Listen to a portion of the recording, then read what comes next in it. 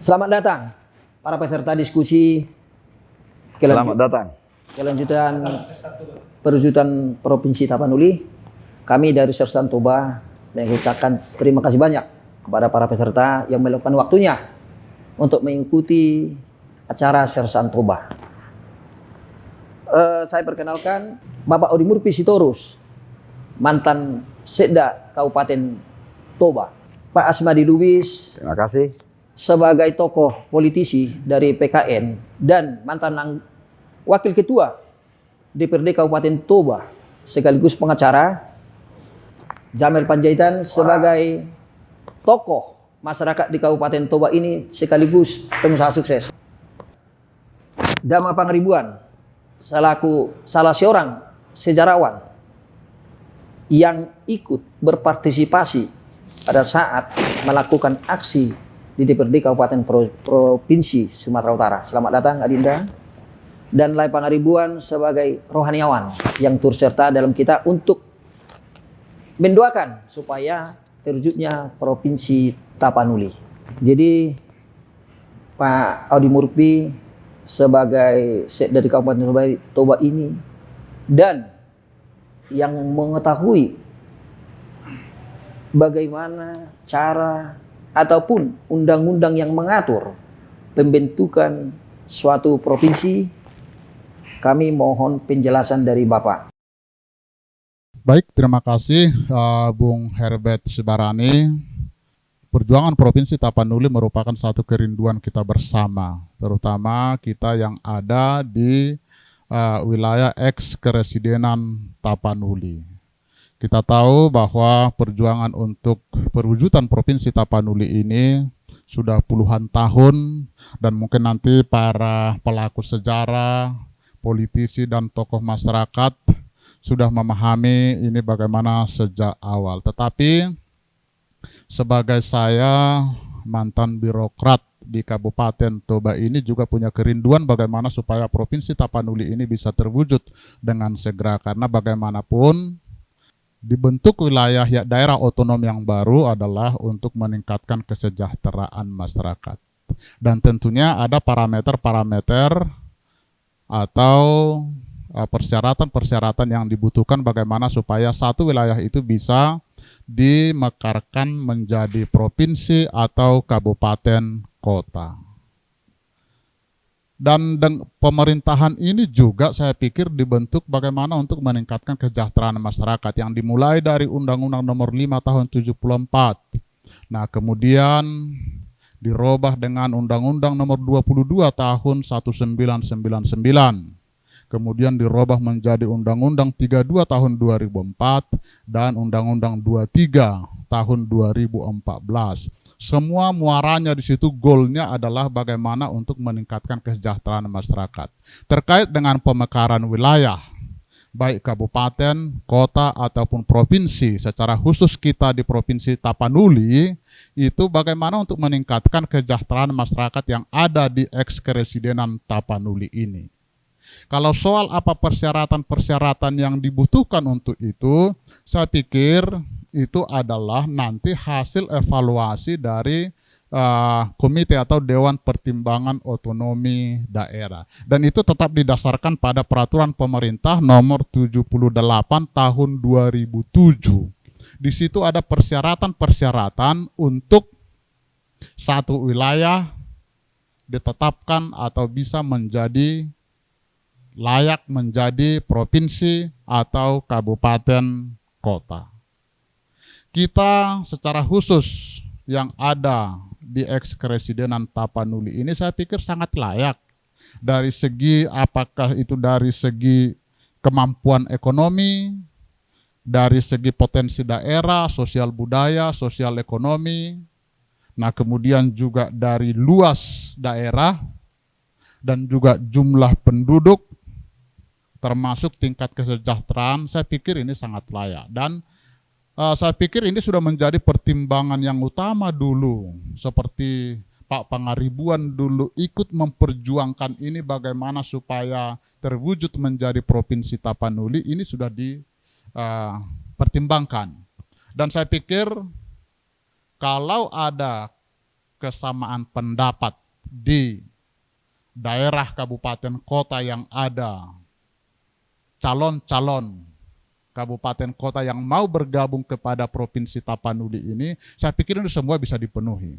Tinggal sekarang bagaimana kita yang ada di calon-calon kabupaten kota yang menjadi provinsi ini bisa ada kesatuan persepsi, ada satu kesatuan pola pikir untuk mewujudkan ini menjadi Provinsi Tapanuli dengan tetap saya pikir didukung oleh pemerintah provinsi induk, yaitu pemerintah Provinsi Sumatera Utara. Dan juga kita tidak lupa dukungan dari tokoh-tokoh masyarakat kita yang ada di luar Provinsi Tapanuli ini.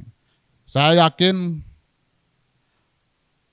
kewenangan atau potensi yang mereka miliki ini sangat mendukung atau sangat kuat untuk perwujudan Provinsi Tapanuli. Saya pikir ini yang perlu kita satukan, kita kumpulkan supaya menjadi kekuatan yang cukup dalam hal dukungan Provinsi Tapanuli. Seperti itu, Bung Herbert Sibarani.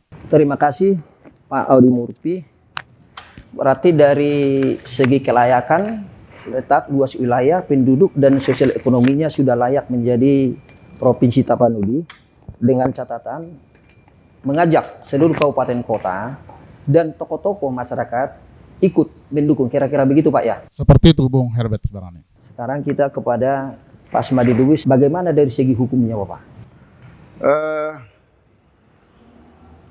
Saya mencoba memulainya dari dasar konstitusional. Protap ini sebenarnya secara konstitusional berdasar atau tidakkah diusulkan? Jawabnya tentu berdasar. Dasarnya adalah Undang-Undang Dasar 45 Pasal 18B. Di situ jelas diatur bagaimana pemerintah pusat dengan hubungannya pemerintah daerah. Kita kepada histori dulu yang menyangkut dengan histori yang didasarkan dengan atas konstitusi dan undang-undang. Di pasca kemerdekaan Indonesia 17 Agustus 1945, kita Indonesia itu 8 provinsi.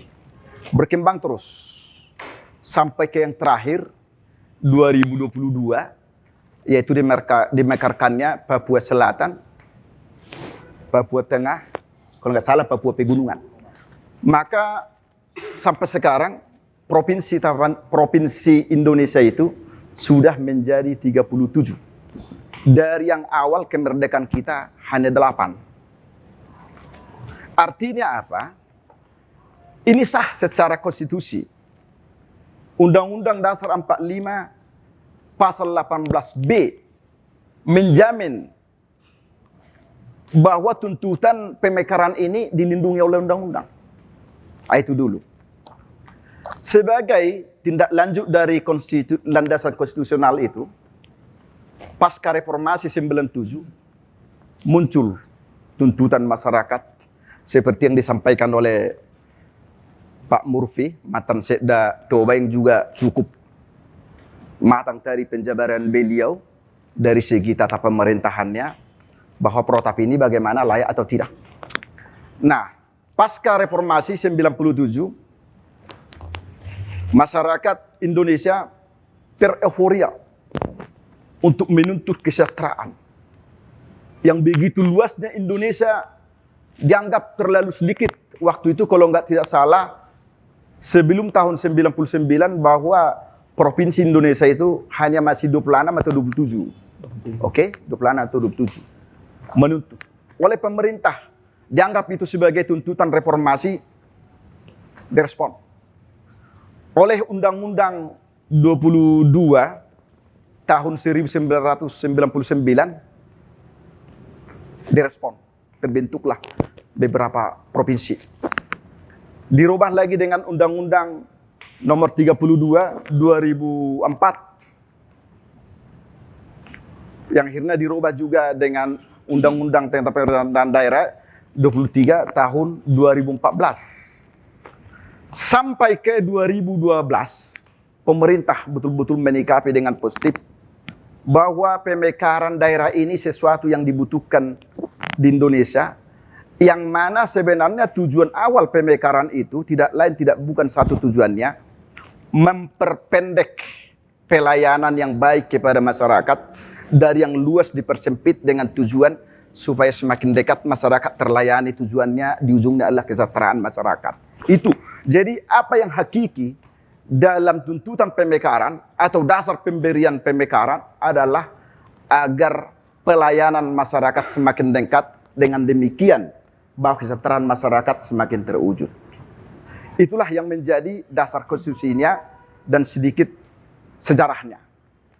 Nah, lalu apa yang terjadi pasca reformasi 99 itu sekaitan dengan hubungan banyaknya tuntutan pemekaran provinsi, karena kalau tidak salah sampai saat ini sudah 200-an kabupaten, kota, dan provinsi pasca setelah terjadi pemekaran. Sudah sekitar 200-an, kalau nggak salah 230 atau 235 atau ya, seperti itu. Direspon oleh pemerintah bagaimana supaya mewujudkan kesejahteraan masyarakat. Namun di dalam perjalanannya ada sesuatu yang terjadi, evaluasi tragedi yang terjadi. Yaitu apa? Bahwa daerah-daerah yang dimekarkan tersebut 90% menjadi beban anggaran keuangan pusat. Muncullah evaluasi oleh Bapak Presiden Susilo Bambang Yudhoyono, saya lupa tahunnya, tapi itu masih di awal beliau presiden itu, 2005, 2006 atau 2007, sekitar itu. Bahkan dikeluarkannya PP waktu itu nomor 78, kalau nggak salah 2007, yang membuat aturan pemekaran di situ dibuat dia yang tujuannya mempersulit pada waktu itu. Karena dengan beliau waktu itu presiden melihat luar biasa bebannya APBN. Karena ternyata daerah-daerah yang dimekarkan itu mendapatkan penjelasan dari Kementerian Dalam Negeri, dari bagian keuangan negara, sangat-sangat membebani keuangan negara APBN, yang mana kita masih betul-betul fokus lagi pembangunan hal yang lain. Muncul evaluasi-evaluasi di pasca setelah diberikannya ratusan pemekaran. DPR sebagai pejabat jabatan politik terus berupaya menyambung rasa, menyambut apa yang menjadi tuntutan masyarakat pasca reformasi itu, digolkan terus, digolkan. Bahkan sampai terjadi perselisihan antara lembaga politik di DPR dengan Presiden Pak Susilo Bambang Yudhoyono pada waktu itu. Kenapa DPR selalu lagi menggolkan? Padahal sudah begini kami bilang bahwa kondisi keuangan membebani, bahwa tidak mampu yang dimekarkan itu membangun keuangannya sendiri. Memang prinsipnya jika diberikan sebenarnya sudah harus mampu, dan sebenarnya memang dasar untuk diberikan ada kaitan ini kepada Provinsi Tapanuli. Apakah karena itu sampai sekarang tidak diwujudkan atau tidak? Ada memang dasar utamanya adalah dilihat dulu bagaimana prospek keuangan daerah tersebut, apakah terlalu membebani atau tidak. Saya tidak tahu apakah karena itu pertimbangannya sehingga tuntutan Provinsi Tapanuli ini yang sudah berpuluh-puluh tahun tidak diberikan sampai sekarang. Kenapa yang lain diberikan? Seperti itu. Artinya apa? Dasar pemberian pemekaran itu sebenarnya adalah salah satu syaratnya selain pertimbangan politik adalah kemampuan daerah tersebut untuk membiayai daerahnya sendiri. Karena ketika sudah terjadi dari daerah sentral ke daerah desentralisasi, sebelum pasca 99 bahwa Indonesia itu tersentral, bahwa pembangunan semua pusat yang mengatur segala macam. Setelah pasca reformasi muncullah istilah desentralisasi. Itulah yang disebut otonomi daerah. Otonomi daerah maksudnya apa? Pemberian keleluasaan untuk mandiri mengatur sendiri pemerintahannya.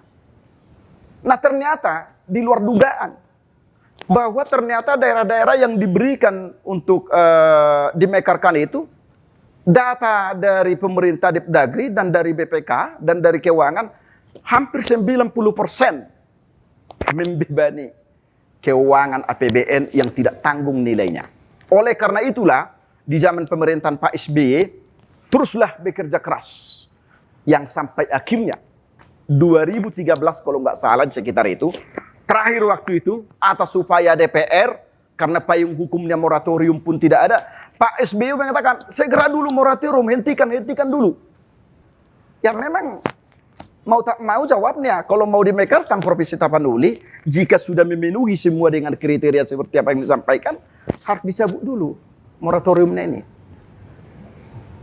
Soal layak sudah tak layak, saya tidak tahu apa sudah layak atau tidak, karena saya tidak menangani masalah keuangan, saya nggak tahu resmi informasinya bagaimana kira-kira pertimbangan pemerintah pusat, kenapa ini tidak diberikan, bagaimana masalah kemampuan keuangan daerah untuk mandiri. Tetapi ada yang perlu kita catat. Tahun 2020, ketika tuntutan masyarakat makin hebat, yang ditampung oleh DPD RI, bahwa Wakil Presiden Pak Maruf mengatakan, sampai saat ini moratorium belum bisa dicabut dengan pertimbangan-pertimbangan pembebanan keuangan APBN dan sekaitan dengan COVID.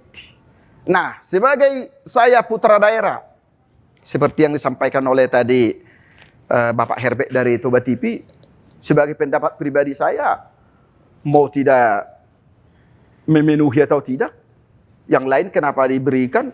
Ya, sebagai putra daerah, ya ingin sekali dong ini diwujudkan Provinsi Tapanuli ini. Nah, lalu siapa yang bisa mewujudkan ini? Secara politiknya memang harus lembaga politik.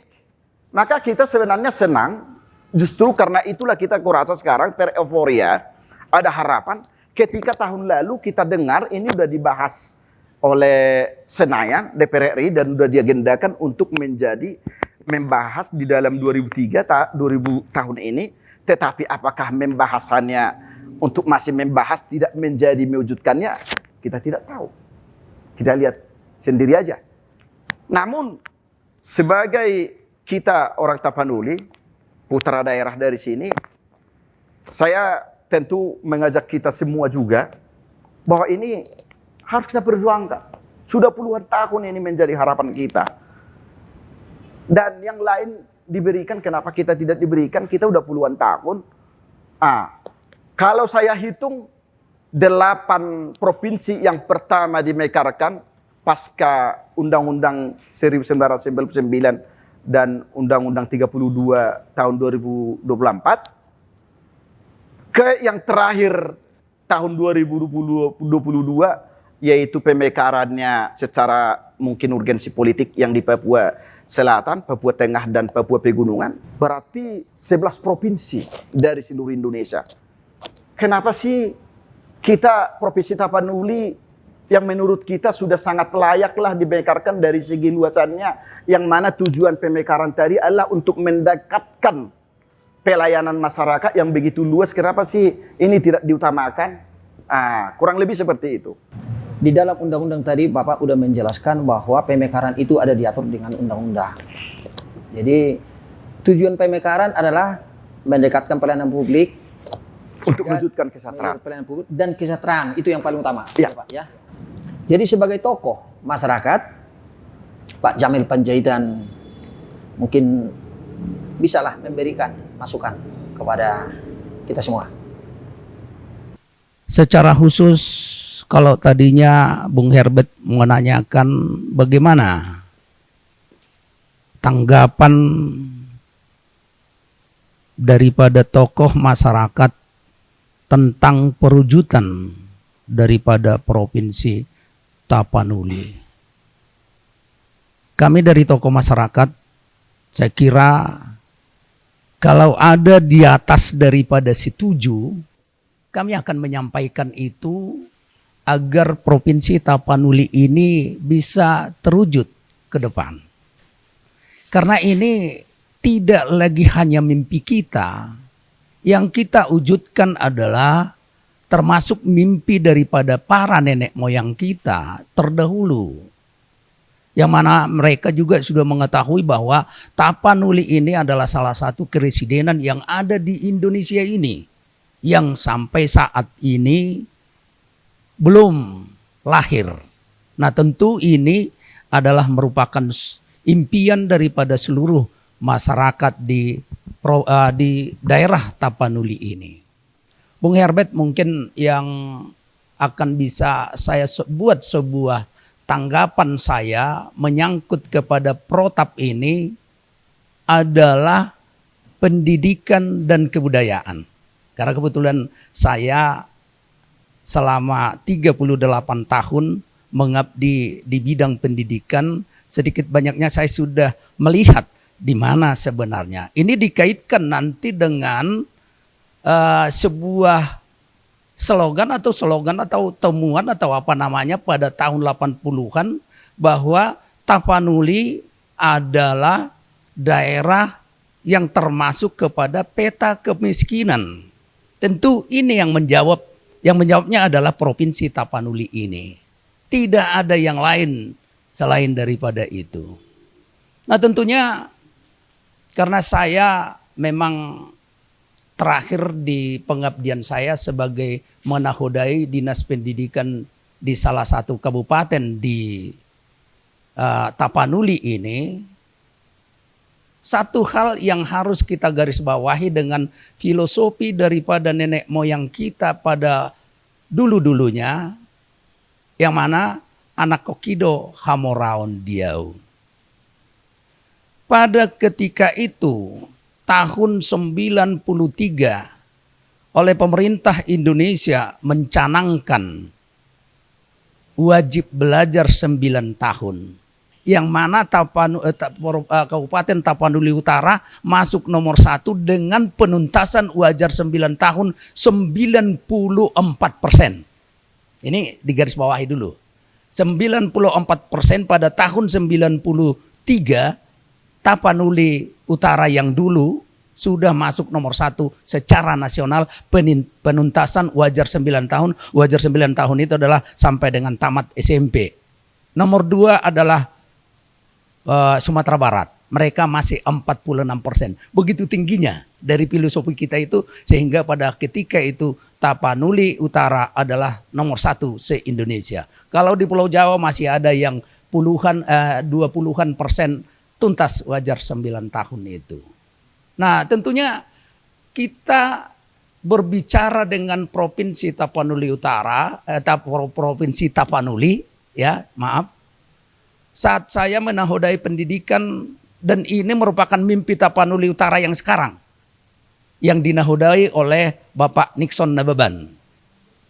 Saya sudah pernah presentasi di depan daripada Mendiknas pada ketika itu Anies Baswedan dan juga di depan daripada Menteri Agama yang ketika itu oleh pemerintah Tapanuli Utara berharap bekerja sama merubah STAKPN itu yang sekarang ini adalah sekolah agama itu bisa ditingkatkan menjadi Universitas Tapanuli. Nah tentunya kalau ini Provinsi Tapanuli terwujud maka barangkali serta-merta akan melahirkan sebuah universitas negeri di Provinsi Tapanuli ini. Ini salah satu peluang bagaimana meningkatkan perekonomian daripada Provinsi Tapanuli. Karena kalau itu lahir Provinsi Tapanuli itu efek dominonya sangat besar. Kenapa? Saya bilang efek dominonya sangat besar. Pertama, saya pernah data protap ini 40.000 orang siswa tamat setiap tahun. 40.000, kurang lebih 40.000. Saya sudah data ini untuk beberapa kabupaten kota yang ada di harapan nanti untuk Provinsi Tapanuli. 40.000 orang. Saya hitung dari 40.000 itu 10.000 minat untuk melanjut ke universitas. Yang sebenarnya di atas daripada 10.000 itu banyak yang berminat. Tapi karena terkendala dengan ekonomi tadi, maka itu terurung. Nah, setiap tahunnya 10.000. Mari kita bayangkan bagaimana besarnya uang yang sudah mengalir dari Tapanuli ini ke daerah yang lain. Maaf sedikit kalau terlalu fokus saya dengan pendidikan karena itu adalah dunia saya. Nanti mungkin kawan-kawan juga bisa menambahkan bagaimana supaya ini terus. Tapi ini kacamata saya melihat ini. Kacamata saya melihat ini. 10.000, kita bayangkan 10.000 yang kuliah dari Tapanuli ini keluar daripada Tapanuli. Kali 3 juta. Berarti 10 ini sudah 30 miliar satu bulan. Nah, itu hanya satu stambut. Kalau kita hitung dari semester 1 sampai dengan semester 8 tentu 40.000. 40.000 kali 3.120 miliar per bulan. Kali 12 bulan berarti 1,44 triliun. Belanja daripada satu kabupaten sekarang. Barangkali Toba ini belum tentu ada belanjanya sampai dengan sebesar itu mungkin. Tapi nggak tahulah Pak Murpila yang lebih mungkin lebih mengetahui sekarang bagaimana peningkatan daripada APBD kabupaten itu. Nah tentu kalau ini nanti terjawab, lahir provinsi Tapanuli ini, saya kira serta-merta akan lahir universitas. Salah satu menjawab. Akhirnya uang daripada Tapanuli ini tidak terkeruk lagi kepada daerah yang lain. Sampai sekarang kita bayangkan ini. Ke Pulau Jawa berapa setiap bulan oleh orang tua mengirim bekal daripada anaknya ke sana. Nah ini salah satu. Yang berikut harapan daripada tokoh masyarakat. Puji Tuhan banyak pemikir yang luar biasa dari Provinsi Tapanuli ini. Tapi kalau mau saya katakan off the record tidak, silakan saja. Saya bukan mengatakan bahwa yang tinggal di Tapanuli ini bukan pemikir. Tetapi mungkin karena peluang untuk mendapatkan kocek yang lebih besar sehingga mereka lebih betah berkiprah di daerah lain. Nah, harapan saya sebagai tokoh masyarakat sangat baik pemikir daripada bangsa Batak itu ada kemauan pulang ke daerah kita ini untuk bersama-sama membangun daerah kita ini. Kita lihat ini. SMA Soposurung, Yasop, mulai tahun 80-an sudah lahir. Nah, 80-an sudah lahir, yang tamat dari situ saya kira jarang yang kembali ke daerah ini. Makanya pernah saya bilang sama Pak TB Silalai, Pak, ini luar biasa sekolah kita ini. Sudah melahirkan para pemikir dan orang intelijen yang bagus, saya bilang. Tapi tolonglah Pak, mungkin ini kita tidak sadari bahwa ini semuanya mengabdi di luar daripada Tapanuli. Kalau boleh berkolaborasi antara yang tinggal di sini datang lagi yang nilai 10 itu, datang ke sini bersama-sama membangun Tapanuli ini, saya kira sangat baik. Terima kasih Pak Jamel sebagai tokoh masyarakat. Dan tidak lupa juga saya mengapresiasi sebagai tokoh pendidikan dan pengamat ekonomi. Sudah bisa tadi saya lihat. Dama Pangaribuan kebetulan itu kemarin itu ikut orasi di DPRD Provinsi Sumatera. Kira-kira apa tujuan orang Bapak pada saat itu? Ya dari segi sejarah ada yang bilang tuh jas merah jangan sekali melupakan sejarah. Jadi saya bersedia mengadakan testimoni bahwasannya pada saat itu 3 Februari 2009 itu hari Rabu. Nah kami aksi damai pada saatnya dengan berbagai elemen mahasiswa. Pada saat itu ada paripurna di gedung DPRD SU Jalan Imam Bonjol. Jadi di statement itu kami membawa berupa alat peraga. Tapi itulah bahasa untuk rasa pendapat di muka umum. yang jelas kami nggak merusak, tapi dengan sopan, dengan tertib, satu komando, satu tujuan. Jadi yang berikutnya pada tanggal 3 Februari 2009 itu rupanya tidak ditampung di rak paripurna itu bahwasannya isu protap mau dimekarkan, tidak ada pembahasan. Tapi kebetulan hari ke situ dengan kawan-kawan dari para pengunjuk rasa yang notabene aksi damai, dua agenda. Yang pertama penetapan perda dari Ramperda. Baru yang kedua ada pada saat itu yang PAW, penggantian antar waktu. Jadi ketika kami menanyakan itu dengan tertib melalui pihak Sekwan dan pimpinan sidang, ternyata tunggulah kalian masa di luar. Setelah berapa lama kemudian saya sendiri ada delegasi, ada 3 orang kami jumpai Pak Aziz Angkat, beliau mengatakan tunggu 15 menit lagi.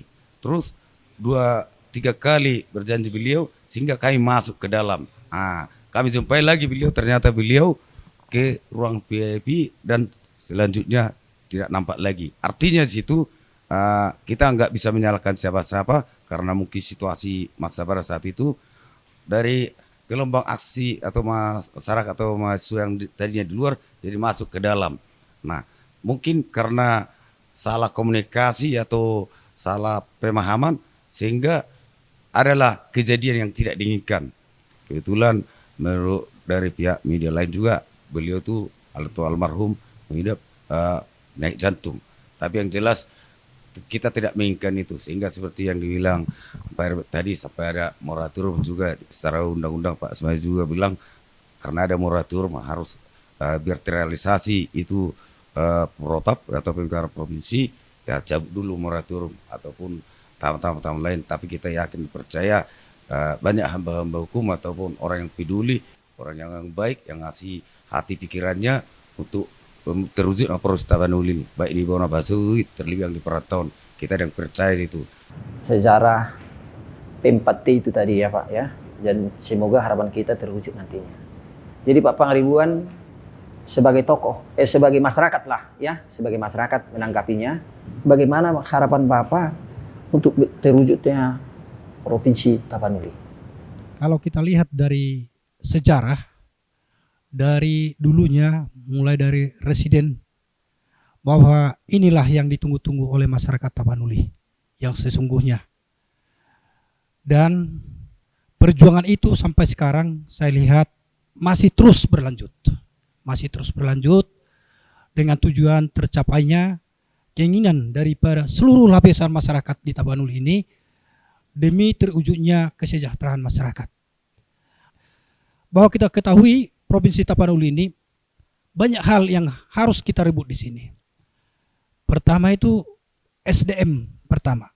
Kalau saya melihat SDM itu yang pertama yang terbangun. Dengan terbentuknya Provinsi Tapanuli, otomatis SDM kita akan lebih meningkat. Dengan meningkatnya SDM, otomatis akan meningkat pendapatan daripada masyarakat Tapanuli. Baru yang selanjutnya kita lihat dari potensi yang ada di Tapanuli. Banyak yang kita harus kembangkan. Mulai dari pariwisata, pendidikannya, budayanya, kita kaya. Inilah harapan kita bahwa Provinsi Tapanuli itu harus terwujud. Dan bagaimana sebenarnya masalah Provinsi Tapanuli ini? Saya dengar ada kaitannya dengan agama. Tidak rupanya. Setelah kita adakan diskusi dengan agama yang lain. Bahwa mereka, Islam juga sangat merindukan bahwa Provinsi Tapanuli ini akan terwujud dan ini membawakan berkat-berkat yang luar biasa kepada masyarakat Tapanuli ke depannya. Artinya bahwa elemen masyarakat termasuk para tokoh lintas agama mendukung terwujudnya Provinsi Tapanuli. Jadi kenapa pada saat pemerintahan Bapak Susilo Bambang Yudhoyono mengevaluasi kira-kira begitu dengan alasan jadi beban negara.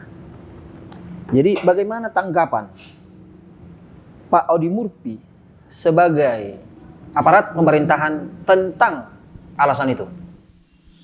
Baik, terima kasih. Dan memang yang menjadi momok selama ini dalam hal pemekaran daerah, baik itu kabupaten, kota, atau provinsi, selalu dari pemerintah pusat itu adalah membebani keuangan negara.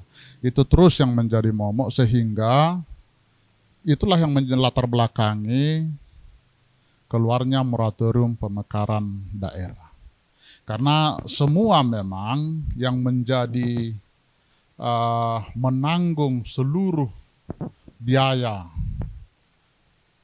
kabupaten, kota, atau provinsi yang baru itu pada umumnya memang dari pemerintah pusat. Dan kalau kita analisa tentang hal tersebut, kita bisa lihat berapa sih di Indonesia ini yang sudah mampu membiayai daerahnya sendiri. Saya pikir masih bisa kita hitung dengan jari lah. Yang kabupaten, kota itu atau provinsi itu sudah mampu membelanjai dirinya sendiri tanpa bantuan keuangan dari pemerintah pusat. Itu sangat kecil dan itu pasti di bawah 10%. Oleh karena itu saya pikir ini memang tidak hal yang prinsipil untuk menolak pemekaran wilayah. Karena bagaimanapun tadi semua menyampaikan bahwa pemekaran wilayah itu adalah untuk memperpendek jarak pelayanan dan waktu pelayanan kepada masyarakat. Dengan adanya misalnya dengan ditetapkannya Provinsi Tapanuli, maka pelayanan itu akan semakin dekat, berada di tengah-tengah masyarakat Provinsi Tapanuli ini. Jadi jarak pelayanan itu sudah semakin dekat. Oleh karena itu saya pikir kalau disebutkan membebani keuangan negara, itu bukan alasan yang tepat. Karena pasti negara Republik Indonesia ini bertanggung jawab terhadap daerah-daerah yang ada di negara ini. Baik kabupaten, kota, ataupun provinsi, dia bertanggung jawab. Karena uang yang ada di pemerintah pusat itu mau dikemanakan? Pasti juga untuk membangun negara kesatuan Republik Indonesia. Yang salah satunya itu adalah kalau nanti terwujud Provinsi Tapanuli.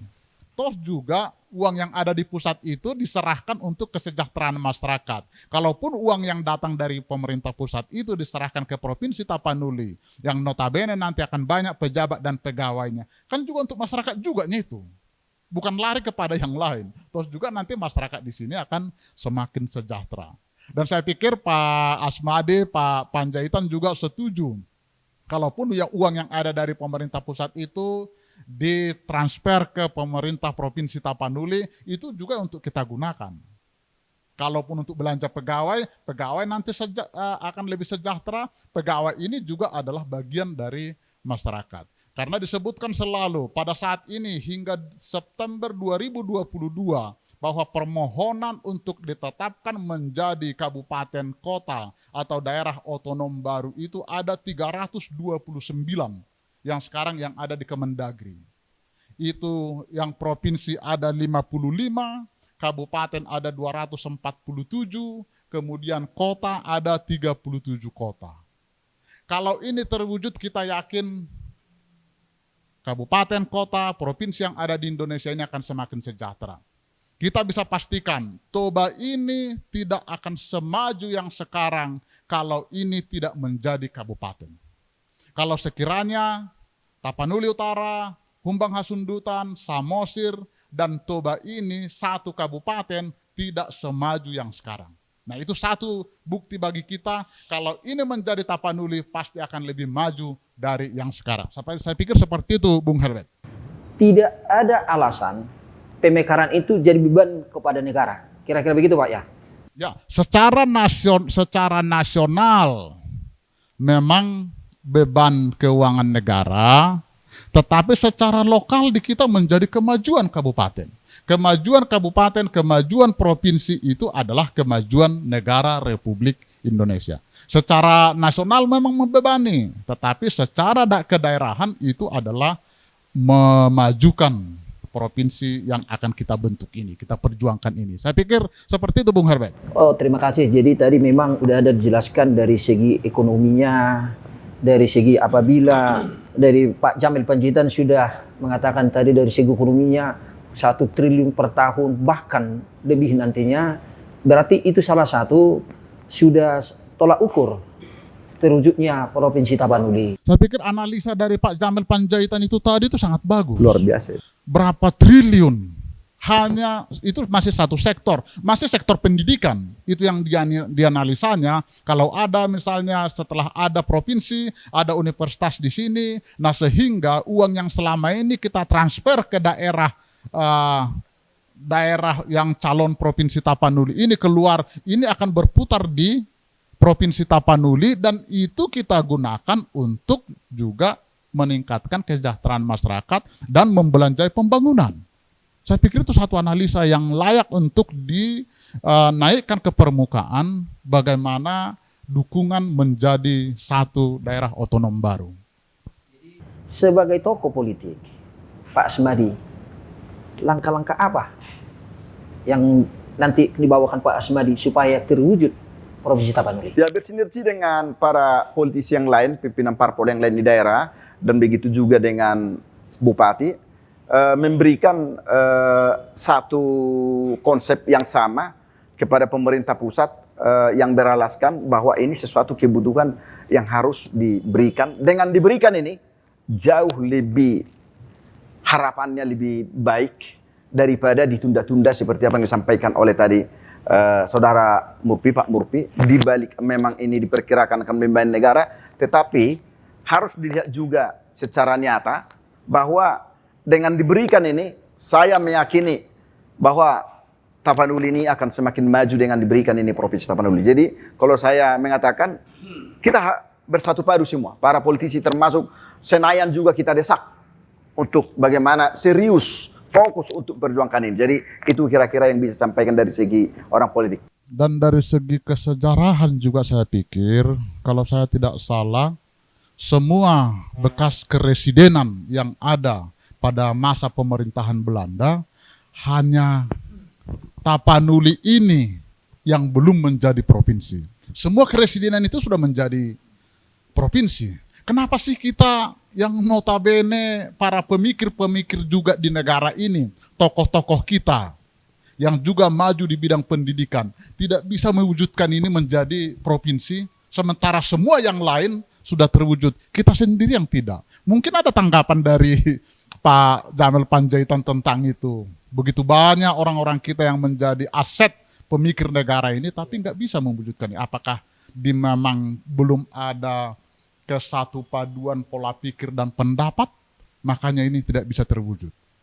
Kita mungkin yang perlu kaji di situ Pak Asmadi Lubis. Kalau dari segi persyaratan oke, kemudian dukungan politik mungkin oke, tetapi mungkin ada mungkin hubungan emosional yang para pemangku kepentingan untuk ini harus memainkan peran supaya ini bisa terwujud. Bersatu padu ya. Belum maksimal ya para tokoh-tokoh Provinsi Tapanuli ini ya, kira-kira begitu. Kita lihat Belum bersatu padu lah. belum bersatu padu lah itu, belum bersatu. maksimal. Bagaimana supaya kita satu front, satu derap langkah untuk memajukan ini menjadi provinsi, dan walaupun mungkin secara pribadi ada kerugian bagi yang bersangkutan, itu kan secara pribadi, tetapi kita harus melihat secara kewilayahan bahwa ini kalau sekarang mungkin dirasa perlu dari segi kesempatan yang dimiliki oleh orang tersebut bisa merugi, tetapi yakin 5-10 tahun ke depan di masa mungkin keturunannya akan lebih maju, lebih dari yang dia peroleh sekarang ini. Saya pikir gitu. Mungkin juga ini menambah yang telah disampaikan oleh Pak Adi Murpi yang benar-benar sudah memahami kultur daripada birokrasi dan sejarah daripada keresidenan. Dan juga Pak Asmadi yang telah menyampaikan dari segi politisnya. Mungkin masih segar di ingatan kita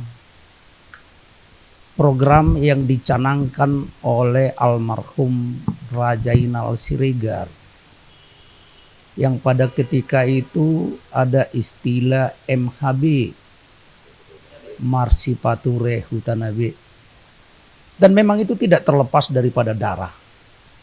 Makanya kadang-kadang kalau dikatakan KKN itu tidak semuanya itu yang negatif.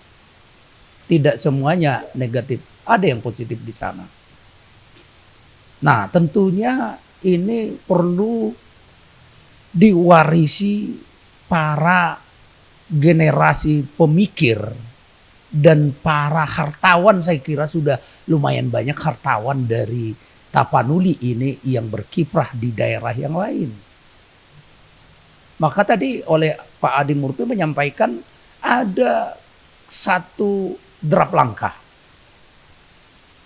antara masyarakat yang ada di sini, terus juga kepada anak rantau yang ada di sana.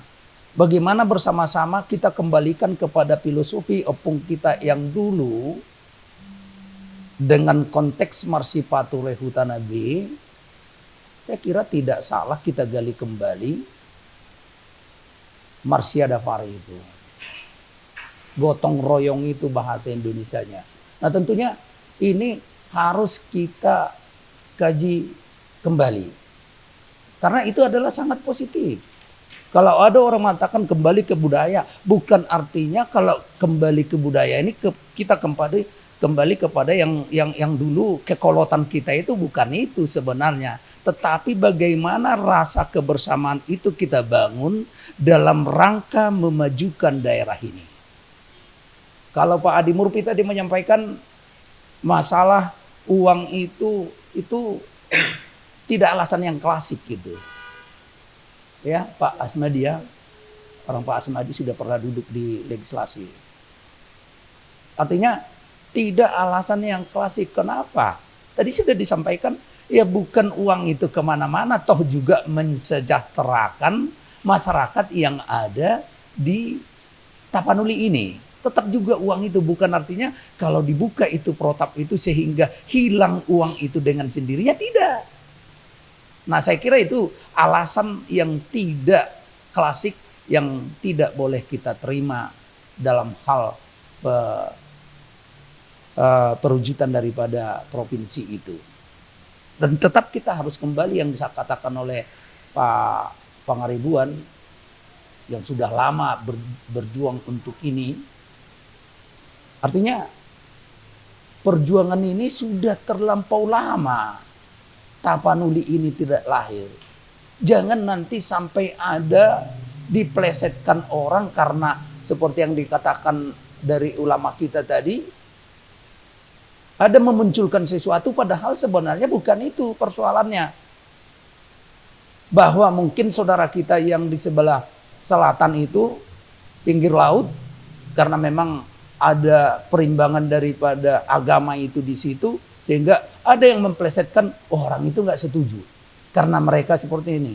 Tapi kalau serius enggak, pemerintah pusat itu kalau serius tidak ada alasan yang seperti itu.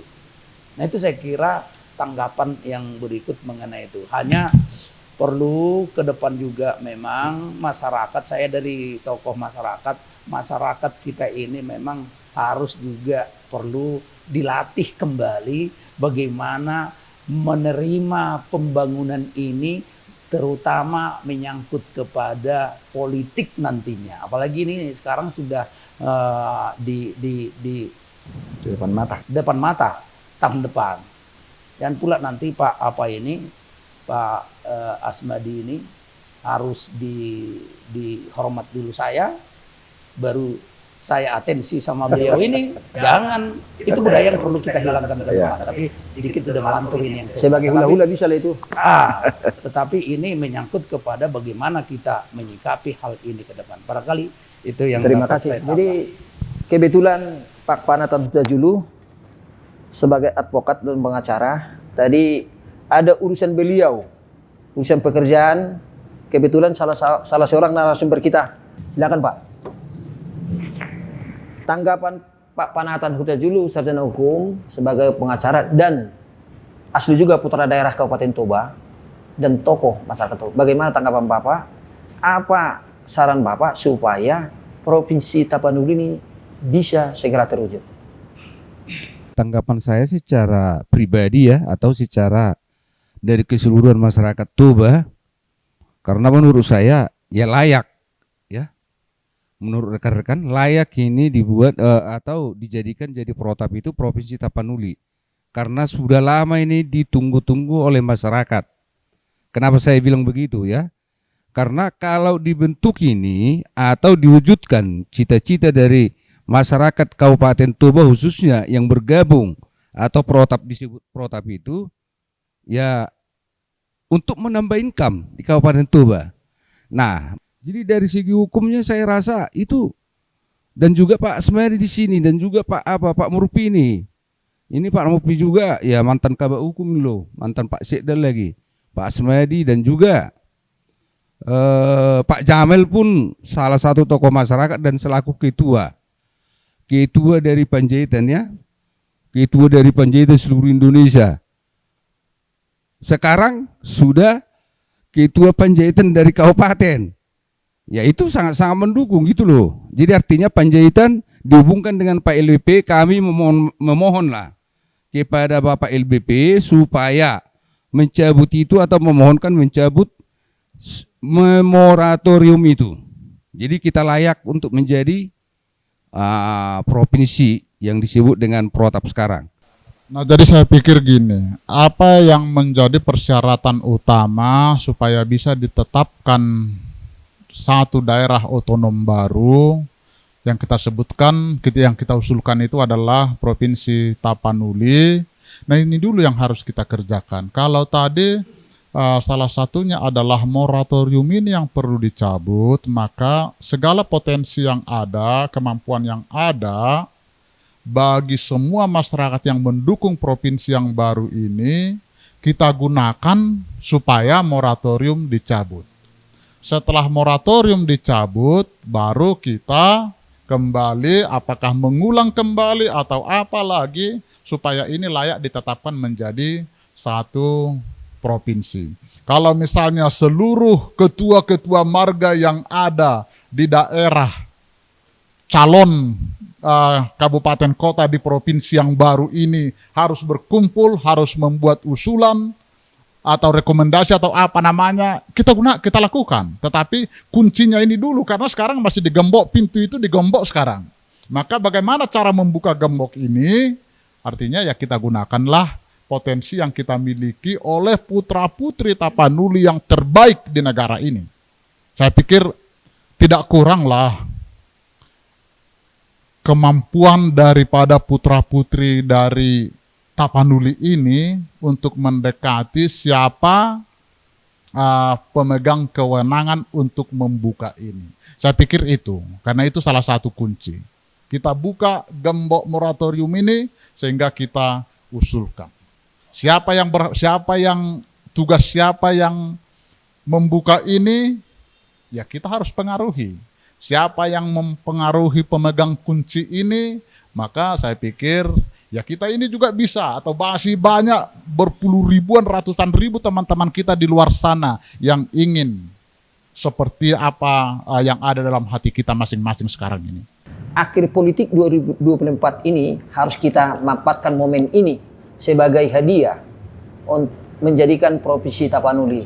Jadi harapan kepada pemerintah pusat, Pak Jokowi, dan seluruh elemen masyarakat yang berada di kawasan Provinsi Tapanuli, mari kita saling menggandengkan tangan untuk mewujudkan Provinsi Tapanuli ke depan. Salam hormat dari kami, Sersan Toba, Toba TV. Terima kasih.